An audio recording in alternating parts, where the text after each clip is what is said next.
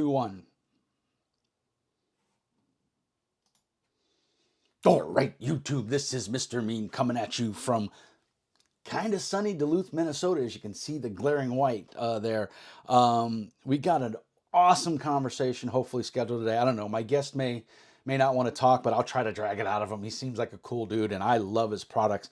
I'll give you a quick hint if you can see that without the Oh, glare. Yeah, that's right. So, good sir, please tell us who and what you are. my name is Chris Dias, and I run a company called Dias Ex Machina. Yes, he is not a meat popsicle, so don't confuse him. Um, Chris, thank you so much. Chris reached out to me last week because he had watched my video on Amethyst. I don't know why he would go trolling for such stuff, but he did. And he Yeah. reached out to me, and you were also very kind to send me some fiction and some of the other books. You're probably, in my mind, you're best known for Amethyst, for Savage Worlds and 13th Age. But you had another little book called Ultramodern Firearms? The Ultramodern 5. Ultramodern Yeah, 5. yeah, the whole thing started was because Amethyst was the magnum opus. It was the first Kickstarter I ran in 2014. And then it came out for third edition. And then I decided when fourth edition came out that I was going to jump on to the GSL, to the Game System License. Not realizing how quickly unpopular that would be. And I would find out later that the writing was on the wall before it even launched because a lot of third party companies were very skittish. And then when they saw the GSL, they all jumped ship. And then we saw Paizo with Pathfinder, and the rest is history. Yeah. I decided, you know what, I am sticking my guns and stuck with Pathfinder, so stuck with fourth edition all the way up until their end. And I was producing stuff. And a lot of people were telling me that you could not. Fourth edition was so narrow to fantasy, it would never work in any other format. So I said, well, that's BS. And so I did Amethyst Foundations, and there were sci-fi rules in them. I was still learning the system, so I ended up putting out another book called Amethyst Evolution, which adapted D&D to the Essential, the fourth edition Essential line that came out. And I wanted to show people that you could actually do non-fantasy for fourth edition. So I took the tech rules, just the sci-fi rules out of Amethyst, and I made Ultramodern 4. And then that ended up being quite successful. So I put out a cyberpunk story called Neurospasta and a superhero story called Apex. Fast and then fourth edition kind of starts to continue going downhill, and I make an open call to Wizards of the Coast saying, "This is what you need to do. This is what you actually need to do in order to rejuvenate your brand and move forward." They didn't respond to me, but everyone else did, including Chris Wirtz, Wirtz from Paizo, who said, "You know, you should write for us." So I adapted Amethyst to Pathfinder. Um, right around there, I ran my Kickstarter. But before I ran that Kickstarter, I then get an email from Mike Merles, who was running Wizard of the Coast, or was running D&D for Wizard of the Coast. And he said, here, sign this NDA, which I did. And then he proceeded to tell me the future that they had planned. Now, not all of it came to pass, but there were some very interesting things he said. One, they wanted to do an online storefront. Now, we know that didn't happen. They instead merged, they didn't merge, but they associated themselves with one bookshelf to create DM's Guild. He said that they were looking to turf off some of their IP to other people that they trusted. And if you could believe it, I got offered Spelljammer, which is ironic considering Spelljammer is just hit the shelves just in the last 2 weeks. 2 days ago. Um, yeah, in fact, I was at a convention just on that weekend, and Spelljammer was for sale. Every single game store had Spelljammer for sale. And they were thinking of turfing off that and a few others. Oddly enough, like the only one I probably would have been interested in would be Star Frontiers, which I don't believe they owned at the time anyway. Um, so he then also tells me the fifth edition is going to go OGL. He gets me into the friends and family playtest, so I get access to the fifth edition rules before most people do. And seeing that build and seeing that evolution was quite surprising. The amount of horrendously bad rules that were coming to pass was actually quite surprising. Did I lose you? No, I'm still here. Oh, Can you hear okay. me? Are you there? Okay. Yeah. Oh, sorry. I thought that was your saying. And then I was unfortunate, and I said I was going to produce D&D for Amethyst for fifth edition, but a lot of game designers told me that I couldn't say that because the fifth edition wasn't going OGL. I said, well, first of all, I worked with Goodman Games and Joseph Goodman, so I know exactly what kind of language I can use to get around. I can say it's 5e compatible, and I know what terms I could use. So I could do it even if 5e doesn't go OGL. And then I said, I happen to know that they are going to go OGL. And a certain person, I'll say his name, was Morris from Endworld, basically cornered me and basically said, what do you know? Just between you and me. I told him about the conversation I had with Mike Merles. I told him it was in confidence. He said, sure. And then he told everybody online. So Oops. that's what I no longer talk to Morris or make sure I do not confide in anybody because people will stab you in the back. So Yes. Yeah. that's an unfortunate situation. That is the But industry, though. Sadly. especially when it comes to yeah exactly. But the thing is now he's completely alienated him, myself, and a bunch of other people because he'll do that. Yeah. So I do not associate with Morris or Enrolled anymore because of that. Because it's one of those situations where you trust someone and then that happens. Mm. So I then, because I had access to the rules when fifth edition went OGL or went open source with SRD in January, I want to say 2016. Uh, I was able to put out Amethyst in April of that year because I had access to the rules. I was able to turn around the rules very, very quickly. And that was a pretty popular serial. It went gold. And then I decided, I'm going to do the same thing. I'm going to take the rules out of it, produce Ultra Modern. And because I already had all the artwork done, I was able to put that book out in August of that same year. So I beat everybody to the punch to do a non-fantasy rule set. And of course, it exploded. It went copper within an hour. It's silver in a day. Went gold within a week. It was my first product to go platinum. My first product to go mithril on Drive-Thru RPG, which is Everybody I know had it, by the way. Oh, did you see Ultramodern? Oh my God, it's awesome! You got to get this. Yeah. And I have a copy as well. And I'll tell you right now, I know you haven't really seen too much of my channel, but I'm not a 5e fan. I'm a Pathfinder second edition guy. I can tolerate first edition, but 3.5 had its day. It's dead. Let it die. Move along. But here's the great thing with these games. Once you own the books, you don't have to upgrade. I heard so many people scream about fourth edition and how horrible it was. There was a lot of things in fourth edition I really liked as a GM because I'm a perpetual GM. I'm always the GM. And Likewise. yeah, and when you live in that world, you look for certain mechanics and mechanisms that make your life easier. And fourth edition had a lot of good stuff for GMs. So is it a horrible system? No. Is it a playable system? Yes, with some tweaks. But the thing is, there was something in there for everybody, and I don't And think there's it. things to learn. Like I said, it one of the things I did with fifth edition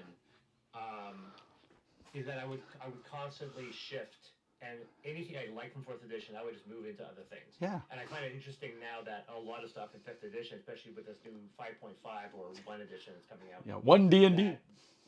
that they are incorporating some of these things that we saw back in fourth edition. Like there's the thing, and this is what I've said, the fact that I when I did Amethyst for the 2014 Kickstarter, I did as you know, which something you had to do in 2014. You don't have to do that now. That I was producing it for multiple systems. It was a reboot of the core book in color plus a sequel, and it was coming out for so it came out for fourth edition, which it had already come out, but we were going to redo it in color.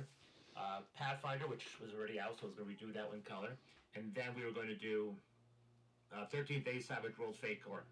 And of those, 13th Age was the easiest one to write for, which is interesting because it was the same people who designed 4th edition D&D, Rob Hines, and a bunch of others. They're great. I love that system, which I wish it's just sold better. Savage World and Fate Core were actually not done by me. They were done by Chris Dilson. I did, of course, all the fluff and setting, but Right. I never actually played Savage World or Fate Core. It's my favorite out of all your settings. Savage Worlds. I love it. And it's the only one that's segmented too, because we were talking to the head guy from Savage World, and he says our customers like small books, so I recommend splitting it up. And now that's the only one that's split up. Now we have the two different books. I don't say I regret that, but it is almost a 100% parity of full sale, which means everybody buys them both anyway. Yeah. So, from my opinion, I don't think I really needed to do that. I can see the reasoning for it, but I've kind of always been a person that's well known for publishing giant books. Right. So I liked it, but of the 13th Age, I liked because it was very easy to write for. I don't know about Fate or Savage World because that was Chris's thing, but writing 13th Age was easy. Yeah. Writing 4th edition was time consuming and it took up a lot of space, but it Right. wasn't hard. Yeah. 5th edition, it's not hard. Writing for Pathfinder made me want to pull out my toenails. It is one of the hardest systems to write for because 4th edition, 13th Age, are GM centric. You Right. write the games for the GMs in mind. 3.5, 3.75, even to an extent 5th edition, they write for the players in mind, Mm-hmm. which means they don't make it easy for the GMs. In fact, one of the things that people say is like, what do you need for your books? Like, well, you need to have players handbook. You need DMG? No, DMG is basically worthless to most GMs. Right. It is the old 2nd edition, 3rd edition, 4th edition, 5th edition Dungeon Master's Guides are some of those worthless publications out there because they are so unbelievably confusing. The only thing that's useful about them is their magic listing, right? Almost everything else is just a jumbled mess. And I wouldn't be surprised if that's one of the biggest things they went to attack because the DMGs have always been notoriously badly written. And I've always kind of moved away from that. So I know 5th edition because the rules are so simplistic. Right. But I always preferred writing for these other systems that basically wrote for the GMs in mind because the GMs have enough of work in their minds. That's why I love stuff like 4th edition not having inherent spellcasting for monsters, which they're doing for the new 5.5. Or the fact that they had minion, 1 hit point creatures that you didn't have to worry about, which didn't get carried to 5.5, so I brought them into 5.5. Yeah. Or the other one, which I liked, which was fixed damage values, which was Yeah. a 4th edition artifact, which also got carried into 5th edition. So there were things that made things easy. Yeah. And that's why I enjoyed writing them. But now we're back into 2019. I decided if I'm going back to Kickstarter, I quit my job. I wanted to do this full time to see if it would work. And I relaunched Ultra Modern to double the content, make it in full color. That made $100 grand, so I was able to do this for a living. Following year, I did Affinity, which is finished. This Tome. right Yeah. Nice. that is finished in my set. I've done all the writing, and let's see, get this thing open. And so I'm basically done. I got the novel finished. These are 3 books. Oh, it's beautiful. This is the deluxe luxury version. Beautiful. And yeah, it's in a big magnet box too. So that one's almost done. We're gonna have it shipped quite soon. Don't get a hernia. Yeah, it was. It's like 15 pounds. And the novel came out just this last week as well. Nice. So now that that's finished, I'm moving on to my next project, which is returning to Amethyst after a 4-year wait with a new book. Now the original book was Quintessence for 5th edition, and then Factions. Factions was the name for all the books. So there's a Factions for Savage World and Fate Core and so forth. We didn't split those books up; that was too annoying. So we kept them Right. all exactly the same. And then so that's Quintessence, and then we had Faction, which is this one right here. Right. And then the new Kickstarter that's launching on Tuesday, August 30th, is for the 3rd book in the series, Revelations. Okay. Well, please put down in the chat here in the Discord a link to the Kickstarter, so that I can post it with the video, so we can drag some extra people there. I'm sure the people that know your stuff and love it will already have it, but I get a lot of. I can't tell you how many times I do these interviews and designers and publishers talk about what they're coming up, and people go, "Oh, I never heard of that," because it's just so much out there that it's hard to keep track of it all. So providing links in the show notes really helps the viewers and me, because I like to keep abreast of stuff. And there's no way to keep track of it all. It's chaos. But so you've been doing this for a while. You quit your full-time day job. You do this for retail for about 30 years. my condolences, because I worked in retail for 4 hours and I got fired. But I was 16 years old, so I worked at a Wendy's, and I yelled at a little old lady because she changed her order 3 times. And so the manager pulled me aside and said, "I don't think you're cut out for this," and wrote me a check out of his checkbook, took my t-shirt, which I didn't have another shirt, so I walked home shirtless, which, it's the 70s, no big deal. I went on about my life. So Retail for me, from Radio Shack to the tech department at the Real Canadian Superstore to Staples. Staples was the last job I had, and that was 6 years, and 5.5 years, and I quit. Yeah. See, I'm, I did military, then I went to law enforcement, and through all of that, I always did IT in some way, shape, or form. And then just recently, last year, I made a career move and I got into warehouse management. And so I work a 5/9 or 4/9 split. So I work 5 days one week, 4 days the next week, and I have that Friday off. So that's today. Right. Today is my Friday off. So I feel your pain. I'm happy that you get to do exactly what you want to do. Well, Yeah, we'll see on Tuesday when this thing launches. I mean, like, I'll know basically within the first 48 hours if I'm like, okay, I guess I better pick up a backup profession like welding. right, exact. I think you're going to be fine. I really do. I know many people, and Well, I I got I backed think onto a everybody Kickstarter has a actually. Got copy published of in. Yeah, I got hired in to do a Kickstarter, not under my name, for a board game called Brothers Bond, and it had everything going for it, and it completely tanked. So you can never really predict these things. no, Sometimes no. you never really know. And I'm not a huge fan of Kickstarter in the way that it's being used now. I love Savage Worlds Pinnacle. I know Shane. I know the Blacks, Jody and her husband. Um, they're wonderful people, and Shane, used to live in Arizona, right down from where I live. Game with him quite a bit. Wonderful human beings, but Ulysses Spiel, all these companies are using Kickstarter to me as a pre-order system. Monty Cook Well, that's is how it is. yeah, Monty Cook's the worst out of all of them, and I don't even buy any of his products because I'm so against it. And he's made It so was much stinking money, it's not funny. But little exactly. It was guys like predatory when you, it got to that. Yeah. yeah, little guys like you, self-publishers, guys that are you're working out of your house, you're grinding away to try to make put food on the table. That to me is what Kickstarter should be for. Monty Cook can go to any publishing house and say, I want to publish a book. And they'll be like, okay, what would you like? Whereas if you walked into that same publishing house and said, I want to print a book, they'd be like, who are you? How much money do you have? You know what I mean? Yeah. You don't have that name recognition and clout that maybe you should have. And some would say that you should, but you don't. That's just a cold hard fact. And so Yeah. Ulysses Spiel is doing it. They started it with the Dark Guy series, which was great because they were bringing it from Germany to America, and it was legit. But now everybody knows them, and I just don't feel you need to do a Kickstarter.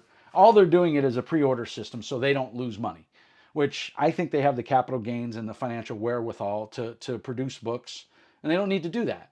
You know, and it takes away, in my opinion, and for what it's worth, takes away from the smaller publishers like you and a lot of others out there who don't get the publicity, don't get the advertisement, and don't have maybe the shares that they should have because let's face it, most of everybody is living paycheck to paycheck in some shape or form. So if I go blow $200 on Monty Cook's Kickstarter and then your Kickstarter comes along for $60, well, do I pay rent or do I get your Kickstarter? Obviously, I'm going to pay rent or I'm going to put food on my table. So now there's a sale you've lost that you might not have lost if that Monty Cook or big publisher book was just sitting on a shelf at the local game store or big box bookstore that I could just go physically pick up instead of waiting for a Kickstarter to, it gets my goat basically. I think it's not fair to the little guys out there that are trying to make ends meet. So that's just my 2 cents on it. But you Well, I got agree. I mean, board games are especially bad in this because board games have been completely dominated by big Kickstarter. name companies Yeah. that can produce entirely finished products, and now they've trained the audience to always expect that.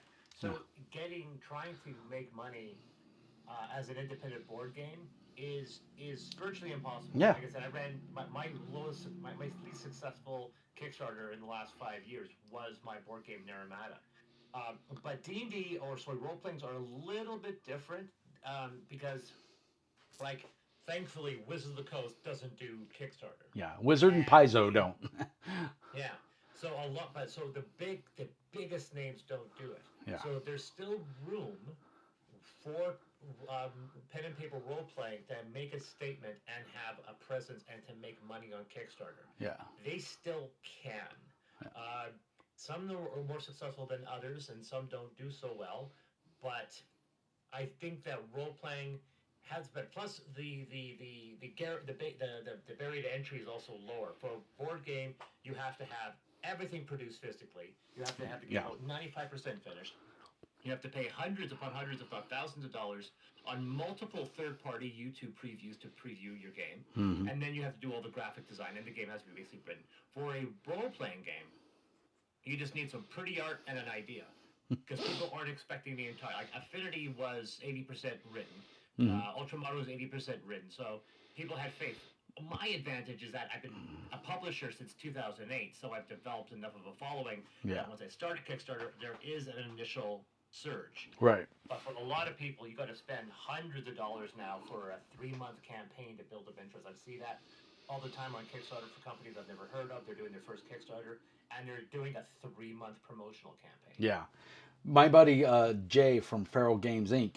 He's over in the UK, and he's a indie publisher, and he does Ghost Stops. He's done geez, I can't think of any of his games right now, so it's killing me. Ghost Stops is his biggest one. He's done some Savage Worlds imprints. Black Iron, he did a 5th edition version, and he did a D6 version. Um, and the guy just belts games out like no business. And anything that doesn't have the 5e stamp on it, some of them do okay, some of them are meh, you know. But the moment he puts a 5e stamp on it, they sell like hotcakes because people just buy anything that says 5e on it because there's of Yeah. this mindset that, oh, I can use it in anything. And I'm like, you can do that with any role-playing game. You know, you can take the The idea. 5e, it's unfortunate, and I was I had a panel at the last convention I went to, and I had a conversation with people, and they were like, "Well, what do we do?" Like, "Well, you write for 5th edition." Like, what about Pathfinder? Don't bother. What about this? Don't bother. I mean, when I ran the 2014 Kickstarter for Amethyst, I had to make it for 5 different systems because it was so fragmented. Now Yeah. I just need to do 5th edition D&D, and I'm fine. Right. Pathfinder, I appreciated Pathfinder's presence, but if you looked at, I think 2017, 2016, until Roll20, and Paizo was like 30% or 40% of the marketplace. Now they're five, and on Roll20, and not only that, then when they did their same graph about a few months ago, or then last year, um, Paizo put out their 2nd edition Pathfinder, and instead of trying to chip into that D&D dominance, they split their own community in half. So now it's 2.5 and 2.5. So now there's even a less motivation to Yeah. produce content for Pathfinder, unfortunately. Yeah, and that's sad because, in my opinion, Pathfinder Second Edition is a great system. I mean, I dumped D&D for Pathfinder because I personally, as a GM, like the mechanics, like the way it plays. It has a certain amount of crunch that I like, but I also like running Warhammer Fantasy. So I like a certain amount of crunch in my games.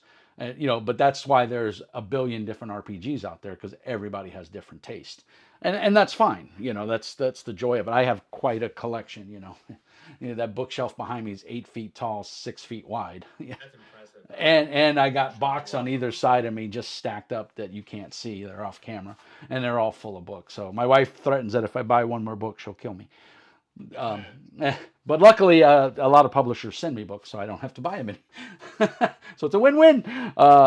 Unless I start, printing PDFs, and then I'm really in trouble. But I have a laser printer, so I'm good. But so cool. So I mean, you have a unique kind of view on everything because you've kind of been around for a while and you've seen the 3.5 glut and you've seen the 4E collapse and 5E, and there's a lot of pundits out there now that are screaming that one D&D is garbage. I haven't read anything on it because I don't care. I don't follow D&D. I don't play it. I have no interest in it whatsoever. I choose to put my efforts into indie games. I'm running tonight. I'm running Castles and Crusades by Troll Lord Games because I think it's a fun system and I enjoy it, and my players enjoy it. And I run Pathfinder, and I run Warhammer Fantasy. But you have this world in Amethyst that is really, really unique. That I really like, and that's what I wanted to ask: is where did that concept come from? This, the chaos, hits Earth and technology takes a shit, and all the Fae come back, and we have these pockets of civilization that where technology works, but you go a mile or two outside the perimeter, and all of a sudden you're your land crawler breaks down or your laser rifle stops working, and I mean, it's just amazing. I've read the fiction. I love it. Where did this come from? What prompted you to come up with this? Well, the funny thing is that it wasn't created whole cloth. I didn't wake up one day like Doc Brown being hit in the head and having an. It started off. I had a story idea back in the '90s that was called Amethyst, and back then it was post-apocalyptic. Dragons had returned, and mankind created these walled cities to keep the dragons out. And there was a city called Angel, and the story focused on this defense agency that was basically trying to keep these dragons out of the city. And they know that there was a kind of a enclave within their area that was just for this Asian population, and there was an old dragon living under a temple there. That was the basis of the idea. I get approached from a friend of mine who's like, "Hey, you got to play this 3.5 and create a setting for us." I was like, "Okay." So I took this idea, which I had already thrown out. I think I'm not going to develop this anymore because not long after I created the setting, the movie Rain of Fire came out. And I'm like, well, there goes that idea. Mine isn't as post-apocalyptic as theirs. I have Yeah. the giant cities, and they don't, but it still has these dragons. So I took that Amethyst setting and I crammed just all of D&D, all of the entire 3.5 universe into the setting. So we transplanted to Earth. I wrote a lot of stuff. There's up until a few years ago, you could still find the original Amethyst homebrew stuff, and it was just magic and technology. Like we have these tech cities, and then we have the fantasy outside. We had all the old gods like Palor and all that stuff, all the elves and so forth. Nothing translated. And then around 2006, I decided to publish the setting for real. But just before then, I could not resolve because whenever I create a setting, if the setting has to be realistic, everything has to be explained, and I could not absolve why there wasn't more technology outside of the cities, right? Why don't we have elves with guns and so forth? And when one of the players got a plasma pistol, I realized he was a bard with a plasma pistol. I realized how broken that setting could be. And then I was talking to a friend of mine who I hadn't seen in many years, and he's like, "What are you doing?" I'm like, "Oh, I'm back playing D&D." He's like, "Oh, really? What setting do you have?" Well, it's a setting called Amethyst, and it deals with magic and technology colliding in a future Earth. And um, the big difference is that magic and technology do not interact. In fact, the magic actively disrupts technology. And he said, "That's really interesting." And I was like, "Really? Yeah, it is." Because that didn't exist until I said it at that exact moment. And I Right. realized, oh, that's what I should be doing. Yeah. And this next session, I told the group, everybody except that bard liked the idea. Because it explained so much. And so I did almost a page one reboot of the setting halfway through our first campaign. That bard ended up quitting because he was actually, we found out later, he was cheating because he was doing way too much damage with the gun anyway. And then when I decided to do Amethyst, I started working. This was before fourth edition, 3.5. So I started writing on a system, started looking for artists, and then eventually I found the artist that would do all of Amethyst. And I went in rebranding the setting, taking the gods out and so forth. When the 3.5 Amethyst came out in 2008, it was about, I would say, 60% of what I felt Amethyst was truly like. Uh, every version of Amethyst I put out has never been really 100% what I think Amethyst is. When I came out with the new editions and fifth edition and these new revisions, we're about 80 to 90%, but we're still not perfect. I still make compromises for the mechanics of the rule system. I'm hoping with Revelations to give people the capabilities of creating Amethyst as it actually is, how the setting actually functions instead of making compromises. A good example of that is the Vancian magic system, which is a staple of 5th edition since day one. Um, I've always employed the Vancian magic system in Amethyst, even though if you read the novel, you know that that's not how magic actually works in the setting. Um, and I've been cutting my teeth on alternate magic systems. I put out an alternate magic system in Ultra Modern. Affinity, which is 3 different settings, has 3 different magic systems. Um, one of them is actually deck building. You actually get a deck of cards with specific cards, and you actually modify that deck as you advance your character. And I like that idea. So I was playing with like that. So one of the things I want to do with Revelations is to create an entirely original spellcasting system that is canon to Amethyst. So that's basically how it happened. So Amethyst is evolving. Even the magic, the chaos order divide, that didn't occur for nearly 3 years of the campaign. We finished the entire first campaign, 1 to 20, and we were starting up a second campaign that set 500 years later. And at this point, I was publishing the game, and I was writing all these rules, and I was talking to a friend of mine who was trying, and we were having this conversation about the Pagus, who were the kind of the orcs of the setting, and I couldn't absolve something that was itching about the setting, about this collision, and it just came up naturally in conversation. I realized, wait a second, why, why? We've been assuming that evil was chaos. Why have we always been making that assumption? Is it because we've been trained to think that demons are chaos? Is this a 40k Warhammer thing that we've been trained to think? No. Why can't we flip them? Why can't entropy be the force of good and have the forces of darkness be order? The idea of low entropy and high entropy, and the fact that chaos is what creates magic, all these random monsters, these elves and fae, and these forces of darkness is syntropy, is complete order, everything uniform.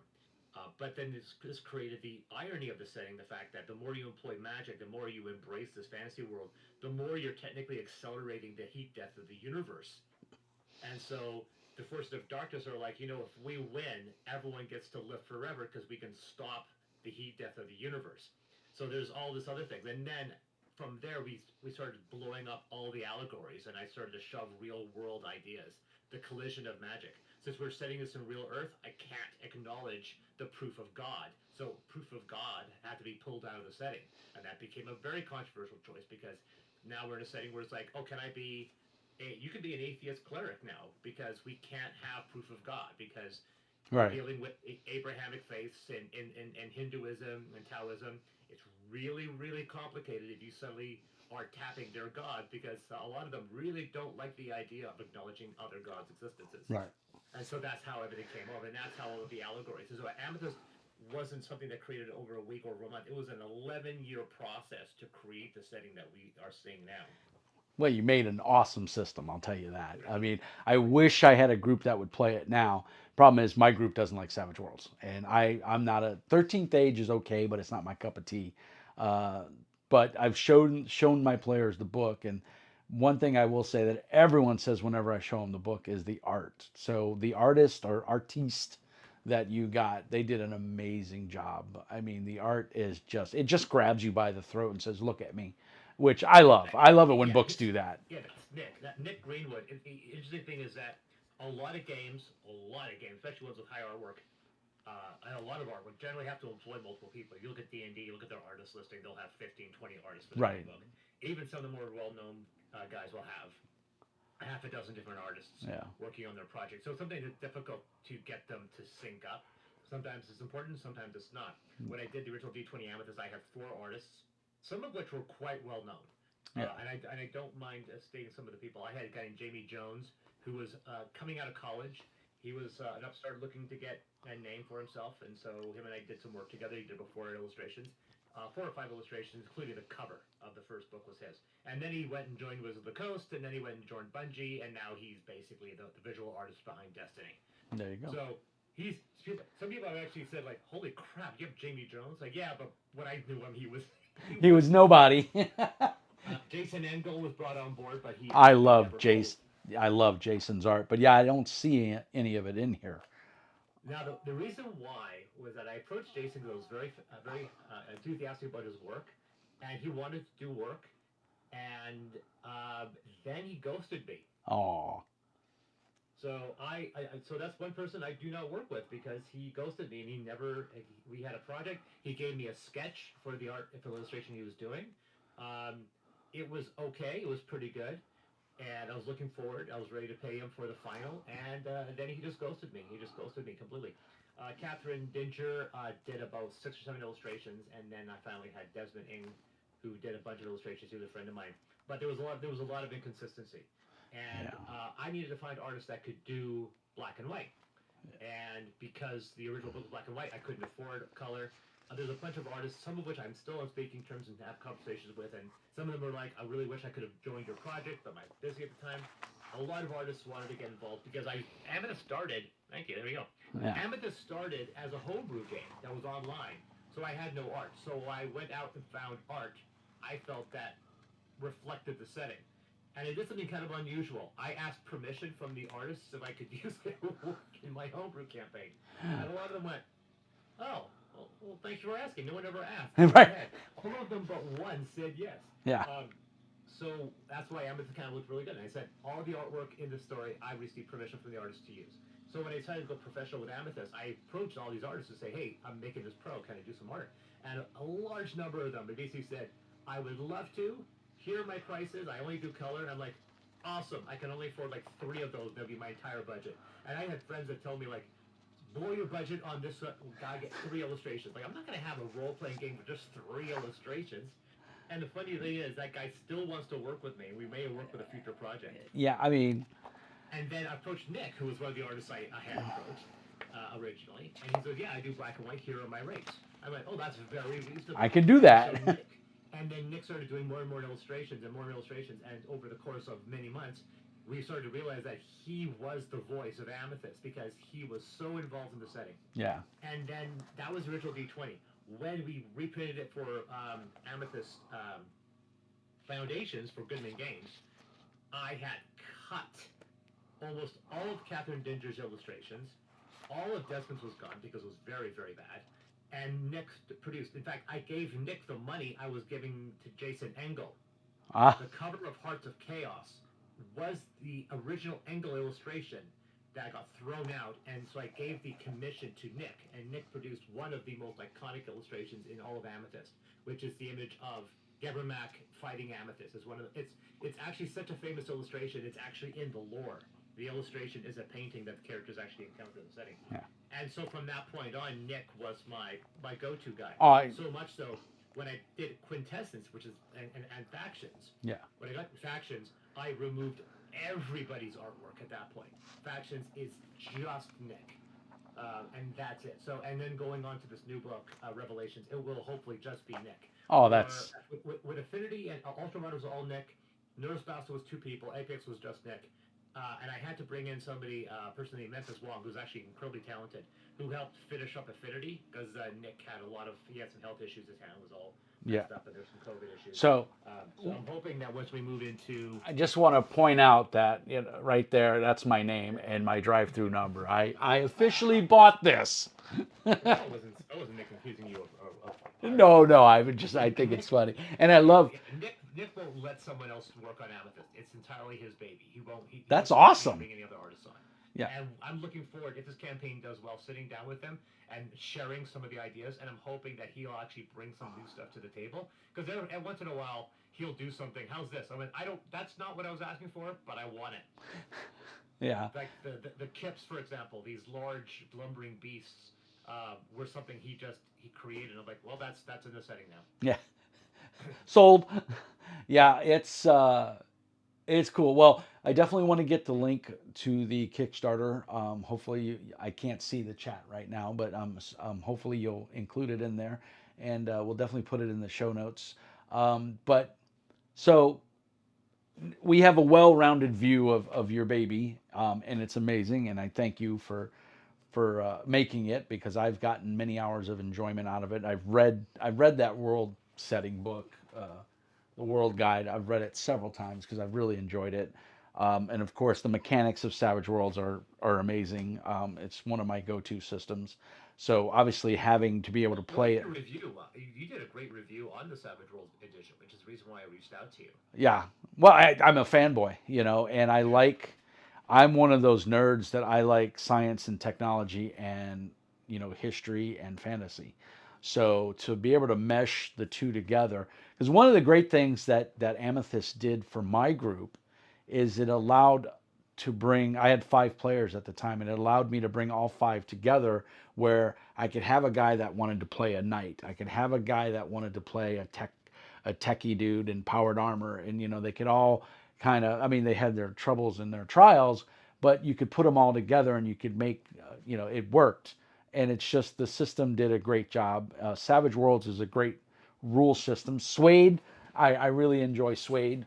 I've liked every iteration of Savage Worlds, even from the beginning, with Brave New World, where it wasn't quite Savage Worlds yet, but it was evolving into that. And so to have a setting like Amethyst, so I'll be keeping a close eye on the Kickstarter. So thanks for letting me know that. But one of the odd things that I like to do is I like to ask these couple of questions of the people that I interview that are in the gaming industry that have been in it for a while. My copyright on that book is 2008, so you've been around for a little bit. Yeah. Um, It'd be nice, by the way, before you dive into it, it'd be nice to I've told Chris Dilson that if he wants to adapt Revelations to Fate Court and Savage World, he can. I'm not promising because it's going to really based on his timetable and right, schedule.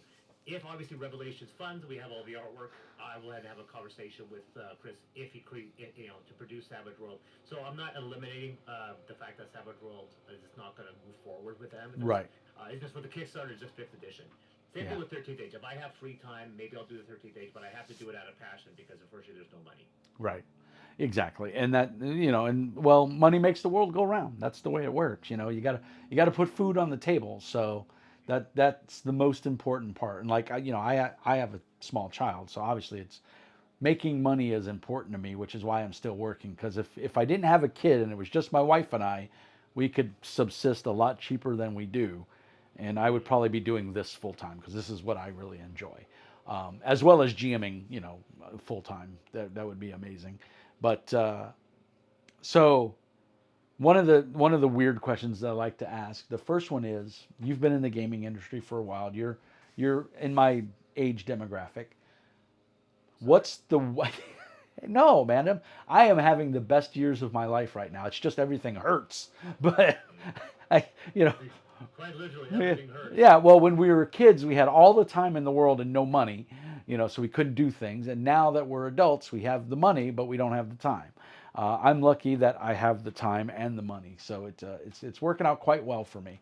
Um, so, first question: what's the one game that you wish you would have had a hand in creating? And I don't mean necessarily for money or for fame, just that one game that you read it, you bought it or you got it at a convention for free. Because in this industry, there's a lot of that. Hey, I get people reach out to me almost every day. Hey, I'm making this game. Will you take a look at it? Sure, but what's the one game that you just wish you could have had a hand in help creating or bringing to fruition? There's two answers for that. If it's a board game, it's a game called Role Player. The idea of a board game that took the entire creation of a fifth edition character and made that the entire game.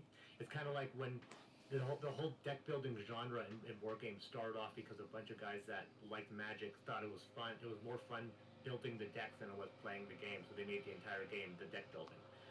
And a role player making the entire game the character creation process and gaining points and to make the great. And that was when I saw that I was like, God damn it! Why didn't I figure that? It was staring me in the Shit. face. As for a role-playing game, I wish I was involved with. It would have to be the Alien RPG recently published.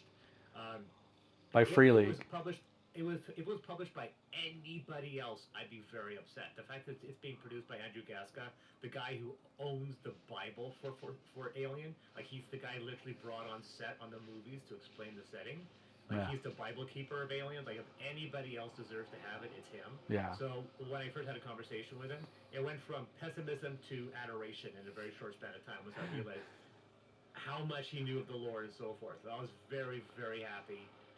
It's in good hands. But Yeah. I wished I had a hand in developing it because one of the things that got my original homebrew site popular, it wasn't Amethyst, is because I produced, at that time, the most popular and largest and most extensive Alien RPG using the Fusion system, which at the time was the only open source Source. Yeah. rule system you could use. I So remember Fusion.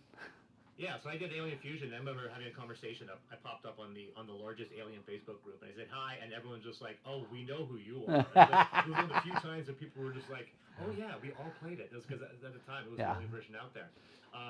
In the same situation that if someone ever makes a Ghost in the Shell role playing game, if I'm not involved in that, I'm gonna raise hell. Because Nice. literally, that was the last homebrew game I made before I went professional. Was a Ghost in the Shell 5e game. Nurse Nice. Festa is my slightly Homage. is my blatant homage. It's basically me taking the Ghost in the Shell setting and filing the serial numbers off Yeah. and trying to approach a very original setting. Yeah. But yeah, that would be it. Alien and role player would be my two answers. Yeah. Awesome. All right. So the next one is um, the one person, past, present, alive or past, not with us anymore. Who's the one person you could sit down, you wish you could sit down with and play a role playing game with? Doesn't matter what game, just to sit down and game with them. Him, her. There's a political answer and a personal answer. If there was one person like currently on the planet that I'd love to sit down, it's a three strange answer. It'd be Jerry Holkins. I know that name. Jerry Holkins is part of the two people who run Penny Arcade. Ah, there you go. Jerry Holkins, him and I have had intermittent conversations. We know each other's existence. He actually backed my first 2014 Amethyst campaign. He's a wonderful person. We only had really a couple long-winded conversations, um, but being able to sit down and play with somebody I've always appreciated. I think that maybe Adam Savage. Adam Savage would be he'd be a more lofty. Because Jerry Holkins, I picked that answer because that's somebody I could probably play with. Right. He's not that. He's in Seattle. I'm in BC. Yeah. We know each other. We're kind of friends in a very small way. So, but Adam Savage would be the lofty goal. And the funny thing is the fact that people have also said other people who are celebrity gamers, like Mark Meir, who pops up a lot. Mark Meir and I are very good friends, and so I could play. Like I played board game with Mark Meir. So it would be interesting that he'd be on the list. As for a dead person, gotta be Gygax. I mean, Good answer. That's you gotta say Gygax. But as someone living today, it'd be kind of on a list between Jerry Holkins and probably Adam Savage. I think Adam Savage is probably number one. You think there would be some kind of critical role celebrity? No, for me it's people that I've really appreciated. Right. Maybe even Vin Diesel. What the hell? No, you know who else? Robin Williams. Robin Williams is a D&D guy. Wouldn't that be amazing to go back in time? Oh my gosh. Yeah, that would be amazing. I had the opportunity when I was a customs officer for many years, and I had the opportunity to meet him, and he was just amazing and just very very respectful, very polite. Did not use his celebrityness to get any special treatment, and I treated him just like a guy. And when it was all said and done, he actually stopped before he exited the international terminal, and he turned around and he called me over, and I went over and he shook my hand and he said, "Thank you for treating me like a human being." And what do you say to that? You say that exactly. Yeah, because so many people treat him like he was God, or just are rude to him because he's a celebrity. And he was really down to earth, super nice guy, very polite, very humble, and his family was wonderful.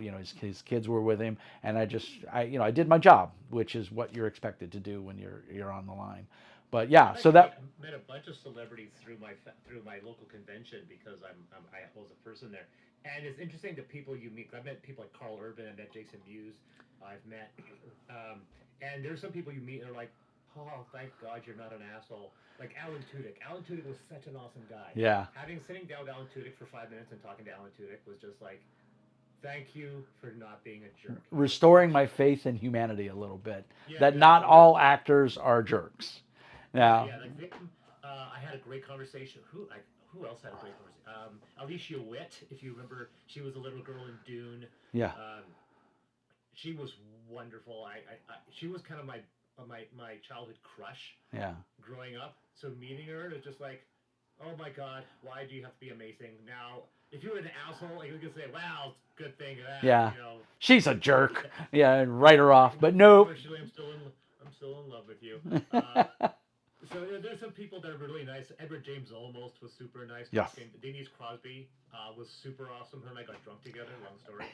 Ernie Hudson was super cool. I was at Gen Con with him one year, and yeah, he was there promoting Ghostbusters. Tell you how long ago that was. And he was just he was one of the celebrity guys, and he was super nice, And then Ray Park from Darth Maul. Uh, I had a couple beers with him, and he didn't know anything about role playing games. He was just riding the high of the Star Wars movies, and he actually signed my cover of Witchcraft by C.J. Corella uh, in Eden Studios. He actually signed it because he didn't get what art role playing games was. And I was actually there at that Gen Con running Witchcraft and Almost Human or All Flesh Must Be Eaten for Eden Studios. And so I had an extra copy. And so I gave it to him and I autographed it for him. So I saw him years later at a public event and he's like, "Hey, I still got that book." And I was like, "Sweet, I've still got your book." So we autographed each other's books. So I thought that was kind of cool. Yeah. And I'm a nobody, so, but yeah, Ray Parks was super cool. Really, the whole fame thing just took him by storm, and he wished he would have had more speaking parts in the movie, but because of his accent was so strong, they thought it wouldn't fit well, so that's why he didn't get to Yeah. speak a We lot. saw him in a bunch of other. He obviously popped up in Heroes and Yep. X Men and so forth. Yep, he's done a couple of things, and he's doing okay for himself. So yeah, that's pretty cool. So the next one is you're on an airplane, you're gonna crash land on an island, only you. You can only bring one role playing game. No supplements, just one game. What is it?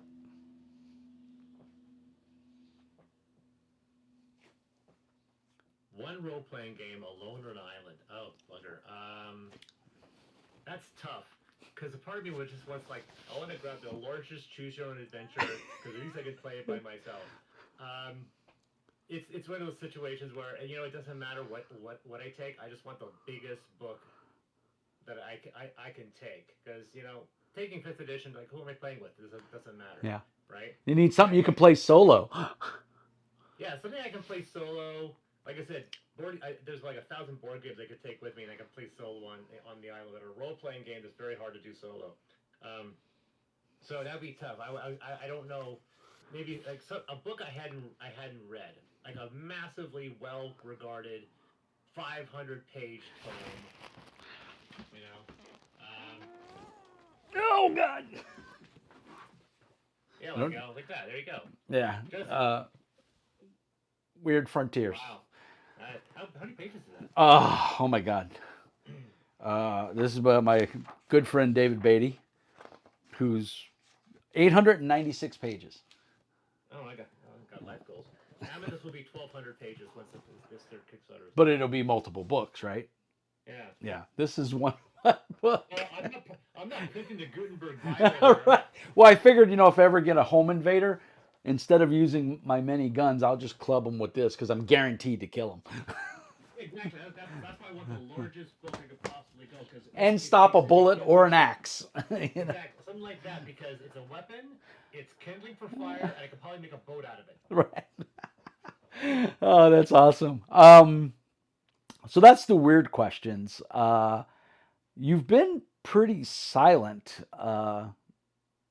I mean, I have, to be honest, I didn't know you still existed as far as in the publishing atmosphere. I don't mean that in a negative way. I'm just, you didn't pop up on any of my radars, and Well, because like I said, I published very little when it comes to Savage World and 13th Age, unfortunately. After the Factions books came out in 2019, I've been just doing 5th edition. yeah, And obviously, like me, Ultra Modern raised $101,000 in Kickstarter. Affinity raised about $140,000 in Kickstarter. So I know that that in the 5th edition circles, people do know me, but it's difficult now because everyone's dumping 5th edition. yeah. Everyone's getting into 5th edition bandwagon. So for the longest time, Ultra Modern was the only sci-fi non-fantasy version and now you have a half a dozen. Oh yeah. It's almost the thing now to produce sci-fi and non-fantasy. Yeah, Dark Matter, Esper Genesis. There's another one coming out that's real soon. I forgot. They changed the name halfway through the Kickstarter. I know that it was called Starforged, and then it turned to such. I don't know. I stopped following them, so I don't know. Yeah, I don't think it's gonna. I don't want to say anything negative, but I don't think it'll be around long. Which is done by a Weta artist that's on Kickstarter now. Yeah. There's tons, and unfortunately, like I said, it's hard. The funny thing is that the Affinity book has 3 settings: a hard sci-fi, which has like mecha crafting system, was trying to emulate a loot and shoot game. I had a traditional fantasy setting, and the third one's called Taurus. It's steampunk, and I don't know if anyone's done a full-on 5e steampunk game yet, to my knowledge. Hmm. So I figured that Taurus would do well for that one. And yeah, it's a lot of people back to Fidelity just to get Taurus because the Yeah. fact that I go, I have 180 firearms in my game because I went to the Forgotten Weapons YouTube page, and I pulled every single gun that was. If it was a gun between the 16th century and the early 1900s, if it's weird, it's in that game. Yeah. I've got air rifles. I've got old Gauss weapons. I have pepper boxes. Nice. I have revolvers. I have cap lock pistols. I had trombone rifles, and it's just Anything. the way to make it work because D&D only has like 5 variables, like Yeah. range, damage, and damage type. Yeah. So to play with it, the more primitive the firearms, the more magical enchantments you can apply to it. Right. So sometimes you would get, well, say if I had a 45 revolver, dual action weapon, then that only has 3 inscriptions. But if I get the single action revolver that can I put have 5. to put the caps on the back, Yeah. I can get 4 or 5. But if I have Right. a blunderbuss, I can put 6. Right. That's awesome. Right. So that became that system, and that became relatively popular. But yeah, it's unfortunate that now we're getting a slightly oversaturation. So now all they have to go on is just my name and reputation, because it's difficult to come out with a setting that's just original on its own. Yeah. So when does the Kickstarter actually launch? It launches on August 30th, Tuesday, August 30th. So 4 days away? 9, which is only a few days away, 9 Yeah. a.m. We only yesterday finally got our authorization to work on Roll20. So I had to scram to cram that into the Kickstarter. So now anyone who gets a triple book set also will be getting access to the Roll20 modules as well. Yeah. So we're going fully digital for those people. A lot of people have been asking about virtual tabletop support. So It's being the able to work latest on rage, Roll20. Thank you, unnamed, virus that, hit us for the last 3 years, almost 3 years now. So, any other virtual table supports? I'm a big Foundry user, so Foundry's the one that. Well, Foundry, Foundry's a little different because Foundry you pay to get, but then the modules it's like Tabletop Simulator. The game is free. The game you got to pay for, but all the modules. Yeah, are all the free. add-ons So, are. so it's hard for me to justify paying someone to do it because I will never see a dime off of that. Ah. Where in Roll20, D20 Pro. Well, you could do pay for Fantasy modules. I Grounds. mean, Pathfinder's doing it. Paizo's doing it. Yeah, but it's one of those situations where it's one step at a time. Yeah. Like I said, the only reason why we came out on Fantasy Grounds and D20 Pro 2 years ago was because we weren't doing the work. Fantasy Grounds did the adaptation for us. Fantasy Grounds is awesome, by the way. I use it myself, so I don't have a problem. D20 Pro obviously was popular, but Fantasy Grounds we get a check from them once a quarter. But Roll20 has been the one we wanted to go on for some time. I know there is an unofficial ultramodern module for Foundry. Someone told me. Yes, there is, as a matter of fact. I've seen it. But I have somebody signed up and we have the account, so we're going to start working on the Roll20. We're going to do Ultramodern first, then we're going to tackle Affinity, Neurospasta, Apex, and then do Amethyst last, because by the time I finish writing all the books, then hopefully the guy I have doing it will have adapted all the other previous books and can move ahead with the next. I would love to see a Foundry setting. Tabletop support was just like yesterday. Yeah. So That's awesome. I'm still adding files to the Kickstarter and modifying it. Oh, crap. We actually still haven't our shipping prices locked in yet. Yeah. So it's gonna go. We were supposed to launch on the 16th, and I'm glad we pushed it back because I would have been completely not ready. Yeah. And would have made a lot of rookie mistakes. I'm glad I pushed it back. Well, no, that's good, and I'm glad it's primed to be a positive Kickstarter for you, and I wish you all the success. I'm definitely going to keep an eye on it. That's really all about I have, unless you anything you want to tell the listeners out there. We're going to put a link down in the doobly-doo for the Kickstarter, and I'll put a link to your website. And then, because I do you have I apologize. I know you're on drive-through, but do you sell off of your website, or do you redirect to drive-through? Yeah, if you go to a website, you get direct to drive-through. Okay. We have a very limited warehouse, so we're going to have a Shopify account online, probably quite soon. But at the current moment, it may just be novels and the near amount of board game, just because whenever I go to a convention, the D20 books sell out, so I don't actually have a lot of Right. the of actual role playing books left in stock. So it's going to be mostly novels and board games. Okay. Well, but still, But it people should can be go awesome. there and if they want to know more about you and everything. Yep. Um, does Nick Greenwood? He has a website, yeah. Nick Greenwood has a website. I know there's a very well known so football player named Nick Greenwood. So Right. if you feed football, you're the wrong guy. Yeah. But Nick Greenwood has a bunch. If you look up Nick Greenwood artist, you'll find a Okay. bunch of different Good. places where you Because get I to think see. people A need to. large number of his artwork he displays is amethyst, so you get to see. Yeah, exactly. That's what I'm saying. If people aren't sure, if they want to buy into the Amethyst, ecosystem as a role playing game, and they want to see the art, because let's face it, art's what sells games. You can have the Yeah. the best mechanics in the world, and if you got shitty art, your game will never sell. Uh, That's one of the things about Amethyst that I'm very, very proud of. oh, With this I Kickstarter, love it the has the art. best. It has the best chance. We put a lot of money into promotion of this campaign, but it's one of those things where it's the nicest looking campaign I've ever done because we have all this artwork from the first two books that we get to tap on. I know it's yeah. You've got like in the mechanics book, the other part of the world guide is buried in back there, but this one was sitting on top. So I said, oh, I got to bring it out and kind of show off that I've had it since 2008. So it's It goes back a ways. it goes back away, but it stands the test of time. It's a great setting, and I'm super excited to see more come for it. So I'm gonna wrap it up. I'm gonna say thank you so much for spending this time with me. I know you're a busy guy, so I appreciate it. And we had our technical difficulties. We were supposed to do this last week, but my landlord decided to remove my chimney and gave me the wrong date. And the time that we would have been talking, all we would have heard is jackhammers and falling bricks. And I have a very nice car and I don't want it to get damaged. So Yeah. I disappeared for a couple of hours. So I appreciate you rescheduling on short notice.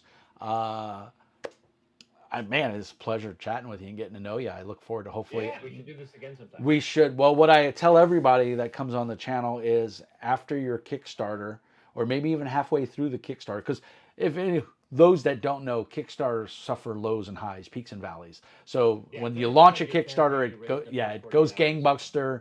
Are you doing a 30-day, a 15-day, or 45-day? 30 days. 30 days. So the first 5 days it'll go like gangbusters, and then it'll be dead. Yeah. And then like the Until 2 days 3 days. before it ends, it'll go gangbusters again. Yeah, So I raised more in my first 3 days and last 3 days than the entire right. That's 20 just how it worked. 6 days in between. Yeah. So maybe in the middle of the Kickstarter, like that 15th, 16th day, if you want to get on there and talk about what's happening and what's going and what's coming and maybe whatever goals you've unlocked or Yeah. whatever. You'll see. You'll know how happy I am depending on how long the beard is and Right. how And how many how excited fingernails I you am. have left? Just gnawing them off. Mm, Yeah, and your eyebrows are gone. And yeah. I totally feel it. So cool. We'll keep an eye on it. We'll do this and or we'll do it again after the Kickstarter when it's successful because I know it will be. And we'll talk about what the future holds. I would really like to do that. I think that's a lot of fun. And the viewers seem to like that kind of stuff. So Cool. people like to know that the product that they put money into to bring it to fruition has sustainability. But obviously, since what 2008, you've been going strong with Amethyst, so I think you've got Yeah. sustainability. I don't think you're going anywhere anytime soon. So, but yeah, let's get together and do it. We'll schedule it. We've got each other's emails. I appreciate you sending me the free stuff. That was awesome. I actually side loaded the novel onto my Kindle.